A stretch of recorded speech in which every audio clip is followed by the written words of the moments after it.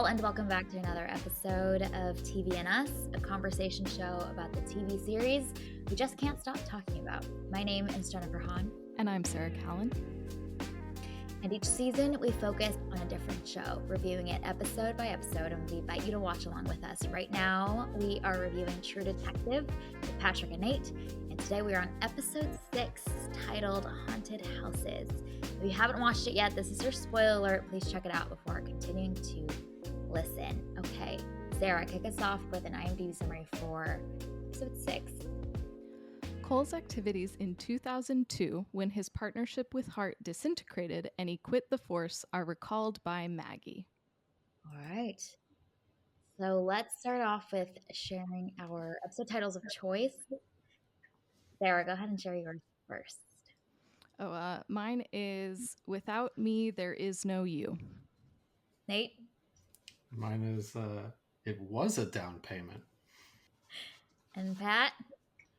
Mine is The Price is Right. And mine is I Ain't His Pal. All right.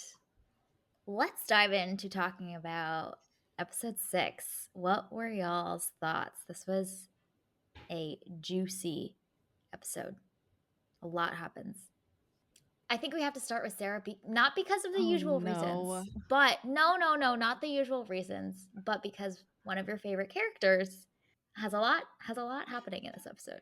Let's start there. Yeah, my girl makes some choices in this episode. I feel like this is the inevitable response to everything that's happened over the last 5 episodes. So it's just all of these things, all of these seeds that have been planted over these episodes are finally like, okay, now we're ticking the boxes of all of the things that the show has teased out. And stuff happens and choices are made, confrontations happen, lots of drama, you know. How do you feel about those choices and that drama? It was coming, like it was just, that's how I felt while watching it. It was I felt like we were going through a checklist and I was like, yep, that was gonna happen, that needed to happen, that needed like, okay. My goodness. She said ticking boxes, and I was like, oh, interesting word choices here. Yes. I mean, couldn't you say that of any show that plants seeds and comes back around? And... Yes. This isn't even like a knock on it, but it was just very much like, oh yeah, that needed to happen. There we go. Now we got that closure. Like it just, all right. We're just moving through some things, crossing things off of our list. So Sarah, set up payoff. I understand how your intellectual brain received this episode. How did your heart receive this episode? Take it or leave it. I don't know that my heart received this episode. It was just we did the thing, you know? We've moved through time, we've progressed in relationships. We did it. Cold as ice. Yes. Unfortunately. That would have been amazing if this was the episode that like turned it all around for whatever reason. Maggie's revenge. There was a lot of Maggie. Yeah, there's a lot of Maggie. There was a lot of Maggie. And so that was lovely to see. But it was like, okay, yeah, we're doing all of the things that were going to happen. Something that I just thought was just great about Maggie this episode, and not the things that we think that she does, but she is able to articulate so clearly about Marty and about Rust in her interview, which I just found so illuminating, how clearly she can see these two men. She says Marty's single biggest problem was that he never really knew himself, which I think goes back to a lot of the like self-delusion that we've seen from him time and time again. Mm-hmm. And then she says about Rust, an intense man, but he had integrity. He was responsible. And I just feel like she can see so clearly about these two men who cannot see clearly about themselves at all. And so that was just so fascinating to me. Just she comes in with these zingers, and I think it's part of the strength of that character is that she is so she has such clarity about the people that are in her orbit. I love the Russ knew exactly who he was, and there was no talking him out of the line. Yes. Yeah. How about the opening where we see Marty once again abuse his authority? Yeah. That kind of, because that's the start of the episode. I remember the first time watching it being like, this isn't what I thought was going to happen. I assumed if this was going to happen, it would have happened in the last episode. Exactly. I knew this scene happened, and then it didn't happen in the last episode, and I was like, did I miss it? It is such an interesting choice to hold it for this episode because it kind of bookends and frames the way this episode starts and the way this episode ends around him taking out his rage on other men that have wronged him and hurt his delicate little ego, So I feel like that framing is really fascinating because it was surprising as far as like a succession of events to hold it for this one. I also kind of chuckle when Marty first walks in and one of the guys is like, we didn't realize her dad was a cop. Like, does that fucking matter? Like, does that make it any better or worse? Like, what rationale are you going for here? And then when he's like, I just thought the dialogue, the exchanges were interesting until the violence started. Because I also like, he's like, you seem a little mad right now. Tell me how to feel. You tell me how I feel right now. Like, and that's where my episode title came from. The Price is Right, because he says, you play a grown man's game, you play a grown man's price, or pay a grown man's price, or something to that effect. Oh, that's right. I forgot about that line. Which fits for the ending scene as well. Yeah, I was going to ask you to explain your episode title because it went right over my head. I feel like we are seeing the more saturated versions of both Rust and Marty in this episode. Like everything that we've seen at the beginning is just the volume's been turned up for both of them, and we did this. It's interesting because last episode we were talking about, or maybe the previous one, around this false feeling of progress that both of them seem to have. And then when we kind of boomerang back, they're in a worse state for both of them, more extreme versions of themselves than they were when we even met them at the beginning. So I'm like, where are we going from here? Because we've seen them both deviate so far down their respective paths. Mm-hmm.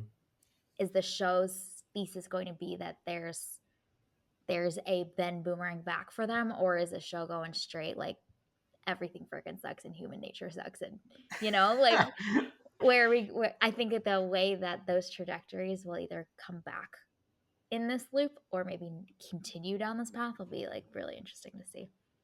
Yeah, this was, I don't know, to me this episode is more interesting than I feel like I maybe gave it credit for in previous watches, because there's like some big moments that happen, but then there is, from a character standpoint, there are like some interesting things to kind of observe about them. Like Rust kind of amused me in this episode because, to your point of saturation, Jen, like every time I see him, I'm just like, this man loathes the human existence. Mm-hmm. However, he will mercilessly fight for justice on behalf of children and women who have been wronged. Yeah.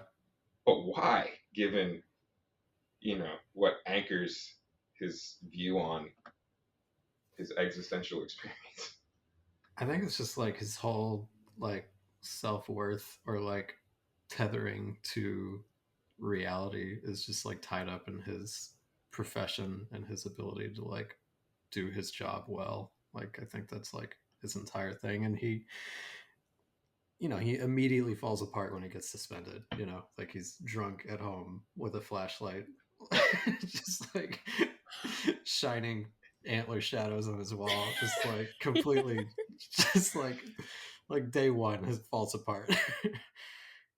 The Major suggests to him towards the end of the episode that he should go on a fishing trip, and I was like, can you imagine Rust calmly sitting, fishing. Yeah. Like, this man is so restless, you know? Can't sit still. And like you see his like you know, just like not giving anything away, but you just see his like physical difference between like 2002 and 2012 like so much, like when he doesn't have that job where it's just like he's just been like rotting inside.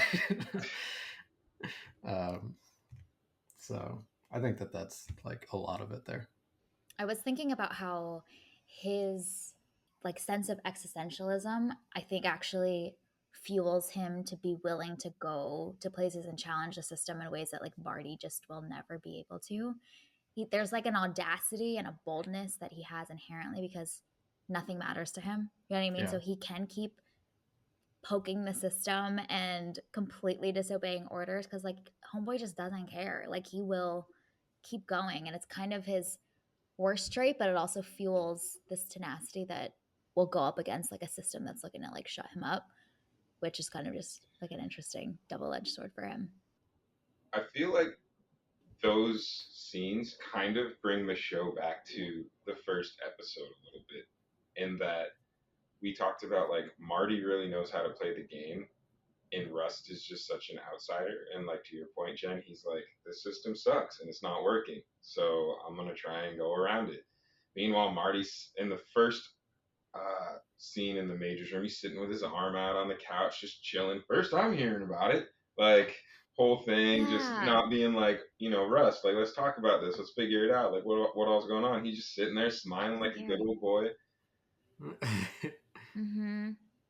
And there were previous moments in I think like episode 2 or 3 in his conversations with Maggie where he clearly, Marty really is willing to give it over to the task force. Like he really doesn't care. He's not that invested in it.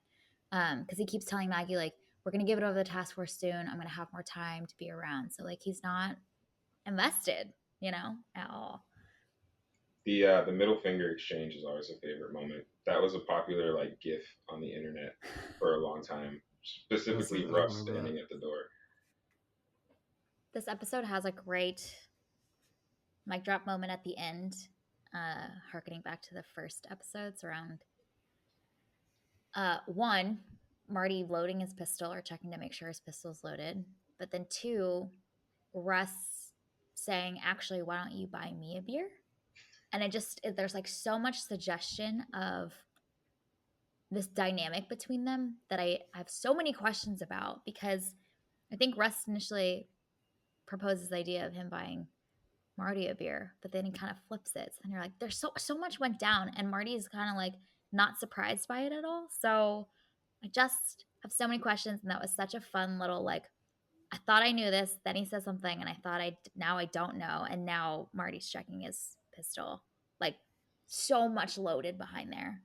As Russ like chases him down the byway or whatever, you hear the faint honks in the scene before, and then they show the whole episodic ending of them, and I appreciated how they did that. And with that said, I don't even want to ask this question because my heart already hurts. But Sarah, would you be willing to walk away now? Of course. You don't answer for her. Nate already knows. I'm not answering for her. This is just simple pattern recognition. Yeah. I could walk away from it still. Now I'm in the sunk cost fallacy situation. I've already had 6 hours invested in this show. So we're going to do 2 more cuz we've made it this far. We're going to finish it. But I could walk away. I'm sorry to hurt your heart, Patrick. It's all right. Like I said, somewhere in the world there's a little girl falling off of a slide. I do not push children off of the slide. I don't even remember what that analogy was, but it was like, it made no sense day of. Yeah, and Marty doesn't know when to walk away from a situation before it's going to escalate beyond any ability for him to maintain control. Talking about Beth? Oh yeah. As soon as she came into like the Applebee's or the sports bar, he should have been like, money on the counter. I'm taking my tampons and my cell phone, and I'm out of here.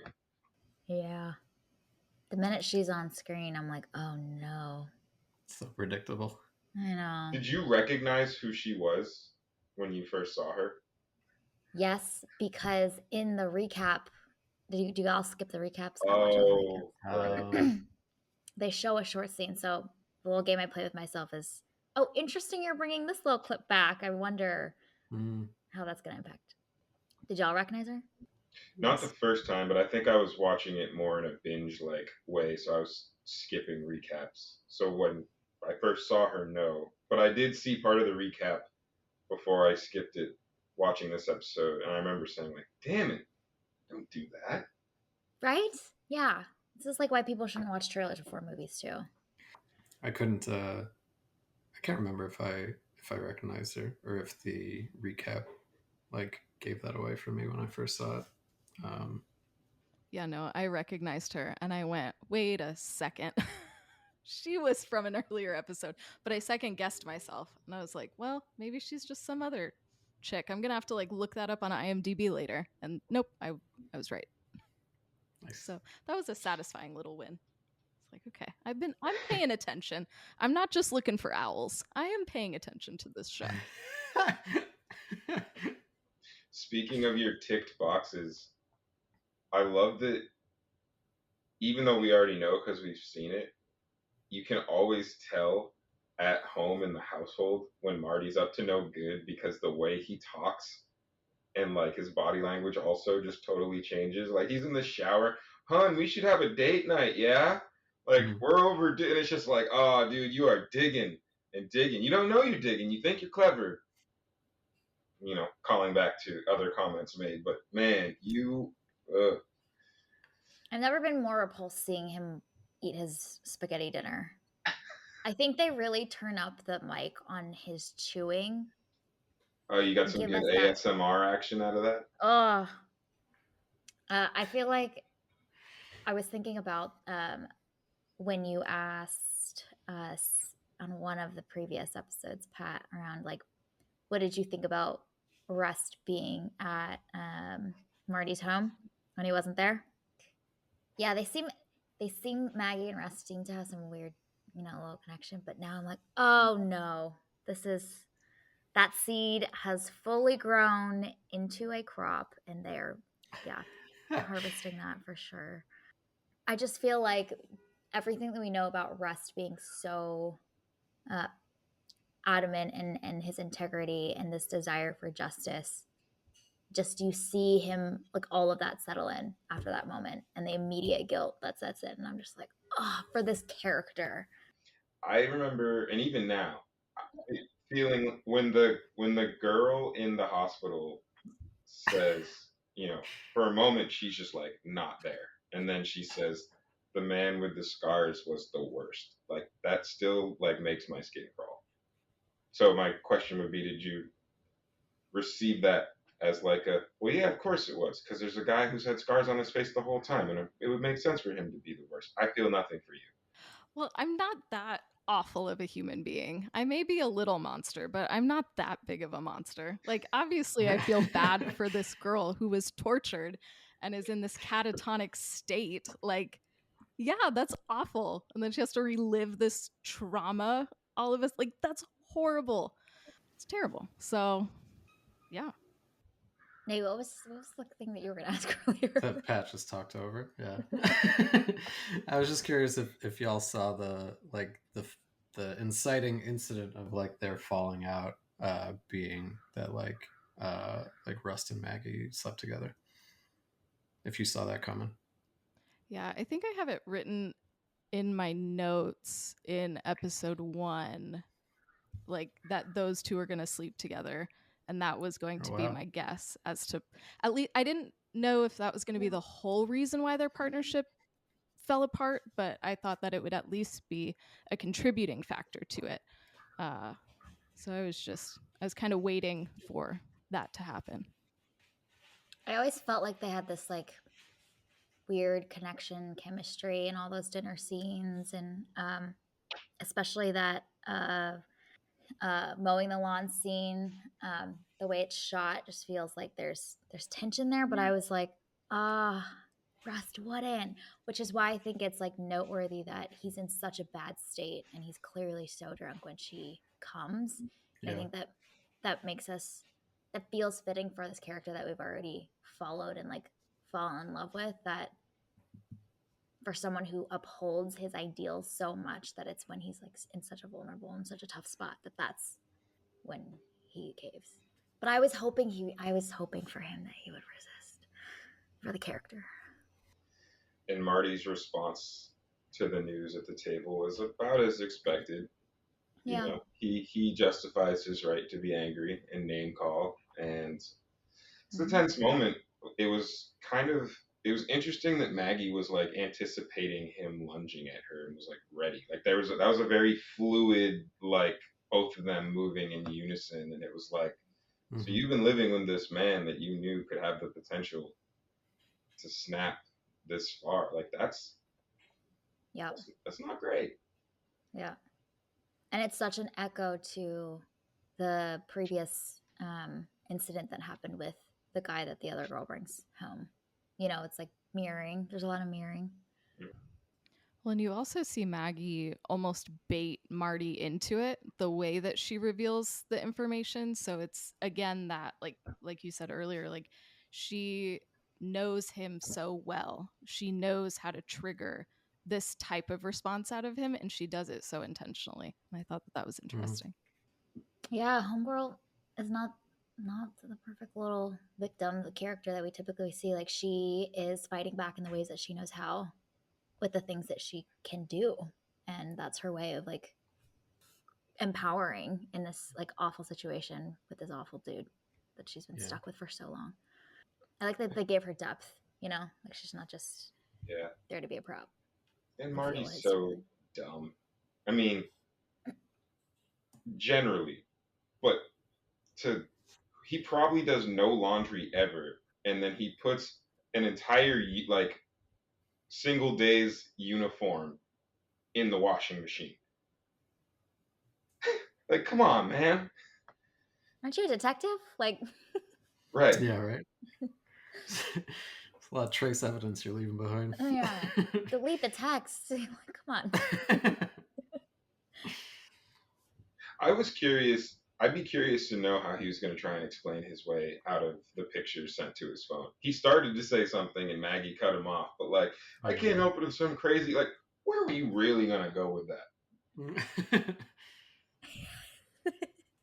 Well, and it made me wonder if, you know, like previously, because we know that he also had an affair with Lisa earlier. So were these types of questions being asked? Did she find incriminating text messages before? Did she find clothes in the laundry before? You know, like, had she seen this before, but now that she knows he cheated on her before, she reacts much more quickly and is no longer willing to give him the benefit of the doubt like maybe she gave him before. Like, she used to justify it away or explain it away or turn a blind eye to like soothe for herself, to try and stay and hold on to hope. Yeah.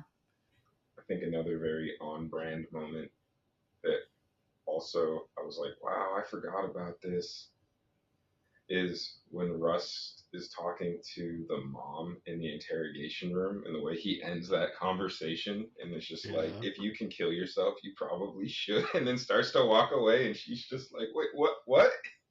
Yeah. Which made me think back to his response to Charlie Lang. And I think he was asking, like, do you think I was responsible for Dory Lang's death? And Russ was like, yeah, basically. So the intensity of like his sense of justice and the way that he has no room for any of these awful humans anymore in his brain is just like, again, volumes turn it up for him. He's going deeper into his existing value systems. And I think that comment to that woman is also interesting in light of, I think he says it in the first episode, something to the effect of, I don't have the constitution for suicide. And so I think that also brings some interesting color to that comment that he makes to that woman, encouraging her to do something that he himself has clearly thought about a lot, but can't bring himself to do as much as he might want to do that. Mm-hmm. Should we talk about this case that is super wandering at this point? Like, we're learning some things. We're gathering some details, but Yeah. What do y'all it think really of is a, backdrop at this point, I think. But I'm intrigued. They do seem to be laying foundations or pieces of the puzzle. There's still 2 episodes left, so I'm like, there's a lot of time to string so many of these details together, and we've seen the show pull things from previous episodes into this one, so I'm like, everything feels significant, but also like we're just kind of just uncovering new things, and this is Russ has gone rogue. He's doing whatever he needs to. He's investigating the larger systems of corruption. It's not even a blessed case anymore. He's not even part of the police force at all.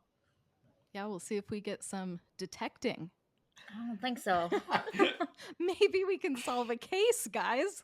This could be very exciting. Yeah, I think I remember thinking that the expanding scope was like very dramatic when I first watched this, and like the inclusion of like the pastor who's like the governor's brother and everything, and this like growing, like how high up does this stuff go is like Dramatic in a good way for you? yeah, I mean, Did it work for you? I was very interested in where it was going to go, but yeah, I don't know how to talk about it because I know what's going to happen. Okay, interesting to note. He can't keep going on this thought train. Pat. It's a hard show to talk about. I also like every episode. I'm like, wait, does this happen this episode? I appreciate that in 2012, Rust is still driving the same truck with the same busted taillight. That was I appreciated that little moment. The best bit of car cinematography we've seen so far in this whole series. So it's like the view of that tail light and him driving away. I was like, oh, this is great. I was thinking about that when there's one of the car scenes. I'm like, man, we've given Sarah so much crap for these owl observations, but talk about fixating on little things. Nate's got some qualms They stick with out. the car scenes. They stick out Yeah, pretty hard they are very in a bad. show that is otherwise very beautiful. They still don't jump out at me yet, and I hope they never do. That's good. That's good. I don't think there were any this episode too much. At least the one with Marty didn't stand out to me. I'm intrigued at how much the detectives in present day seem to know. Like, a lot of their questions are pretty leading. They're not really trying to gather information. They're just trying to like trap them into confessions, it seems like, especially in the interviews with Maggie. Mm-hmm. Like, they're like, oh, did the falling out have anything to do with Rust, maybe? Like, they seem to know. Or they have evidence of something. I mean, to their credit, it is very suspicious, right? Like something happened and they will not talk about it. Like no one will talk about it. They're just like, yeah, I don't know, maybe it's something to do with that last case with the Munchausen or something, et cetera, et cetera. And like, there's no satisfying answers, and like, it's clear that like something's being withheld. Yeah. Any other thoughts? I wonder how Ginger's doing. Where's Ginger in 2012? Is he in a ditch? Is he out there running around doing Ginger things, living his best life still? Whatever happened to Ginger? Now there's the Better Call Saul spinoff that I want to see. I'm just concerned for his beard because that duct tape was on there, like getting that off. Homeboy worked hard for his beard. Years of effort. All right, let's give out some awards. Best jab. Who wants to start? Nate? Sure, but they've both already been said. I had two alts that I really liked. So nobody without me, there is no you is just really icy. Just it's such a mean thing to say. And then I love the actually, why don't you buy me a beer line? It's just like Yeah. so delightful. It just shows that he's, even 10 years later, Same. just like doesn't hold any like latent sorrow or like feelings of like I owe this guy or anything. He's just like, oh, actually, you buy me a beer. Pat?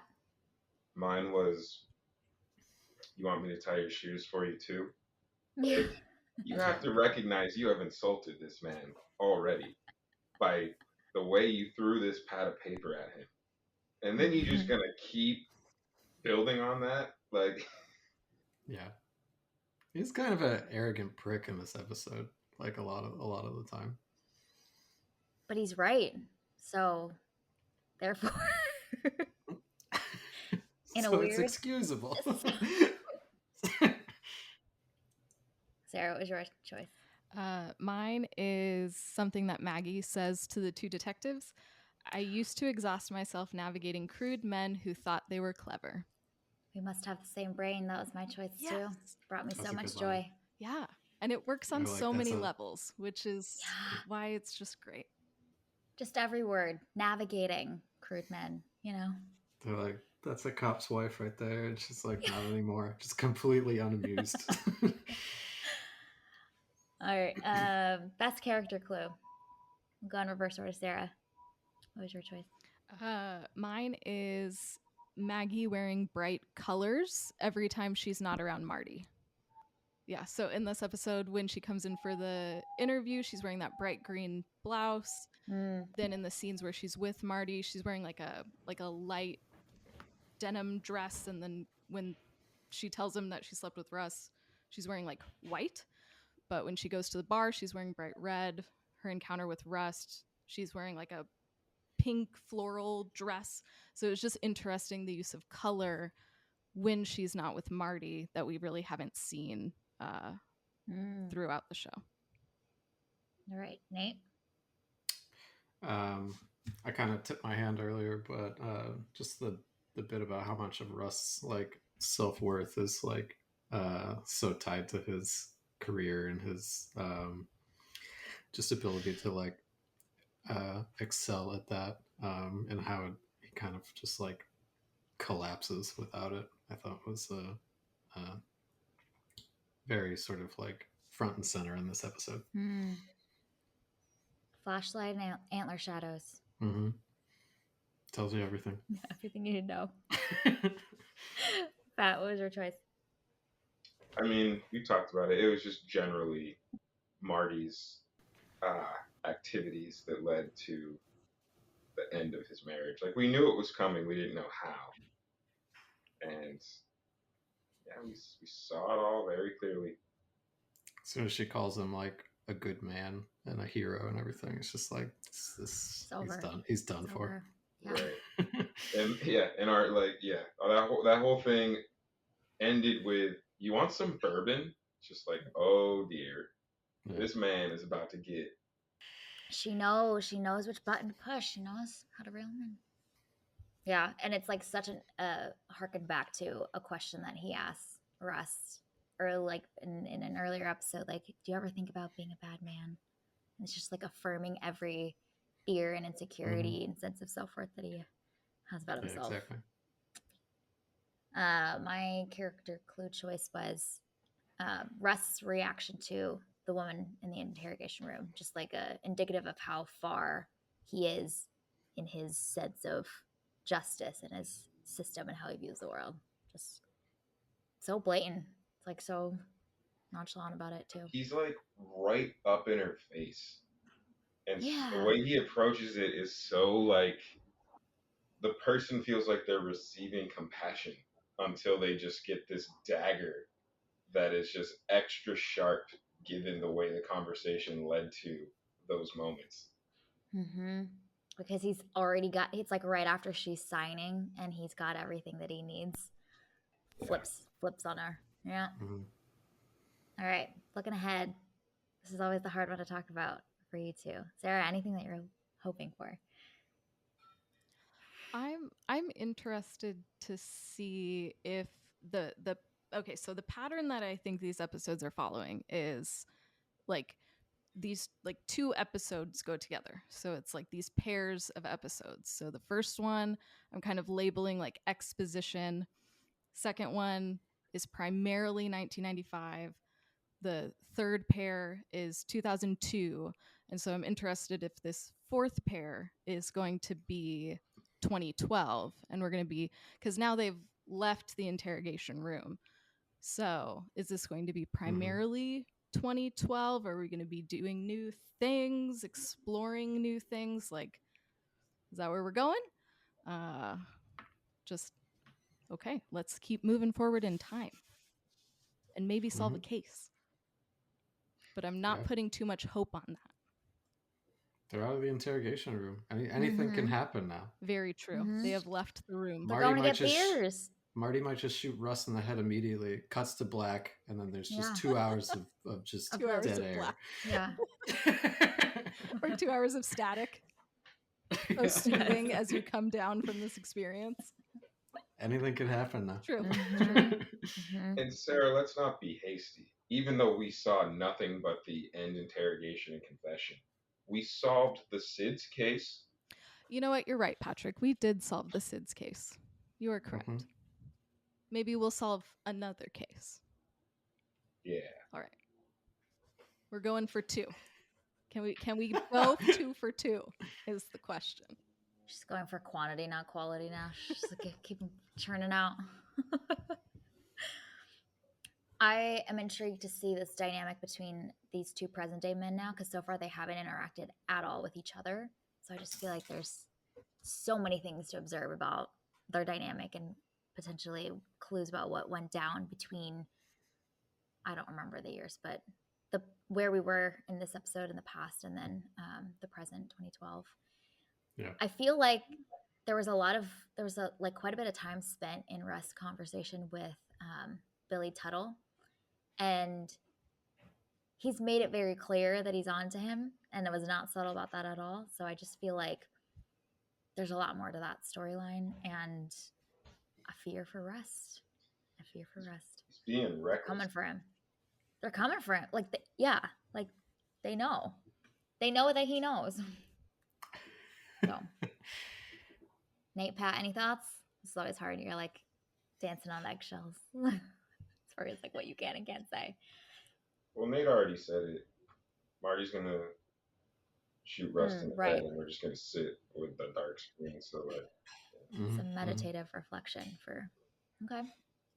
So the true detecting is the self-reflection that happens for the viewer after watching this really graphic moment of murder. We were the true detectives all along. Wow. We solved the case, guys. We solved the case of this show. Excellent work, everyone. All right. Any other last thoughts before we wrap up? Okay. Well, this was our review and discussion of episode 6. You can find it available on Max. Thank you for listening to this week's episode of TV and Us. Our name sums it up. We're big fans of TV and the powerful ways we can connect with each other in the world around us. This podcast is about all of us and our shared stories, so we're so glad you spent time with us as we continue our journey through True Detective Season 1. You can subscribe to this podcast on Spotify, Apple Podcasts, Google Podcasts, or wherever you tune into your favorite shows. Drop us a review letting us know your thoughts about episode 6. You can connect with us on Twitter and Instagram at tvnspod, or email us at tvnspod@gmail.com. We will be back next week for the penultimate episode 7. We hope you have an amazing week, and we'll talk again very soon.